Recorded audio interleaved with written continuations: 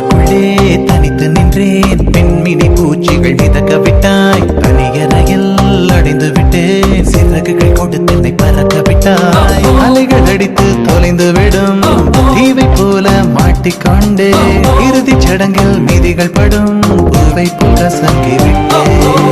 தெய்வம் பூமிக்கு வருவதில்லை. தாயை பதிலுக்கு அனுப்பி வைத்தான். தாயும் இங்கு எனக்கு இல்லை. எனக்கு ஒரு தாயை அவன் தோழியா என் காதலியா யாரடி என் கண்ணே. தோழியா என் காதலியா யாரடி என் கண்ணே.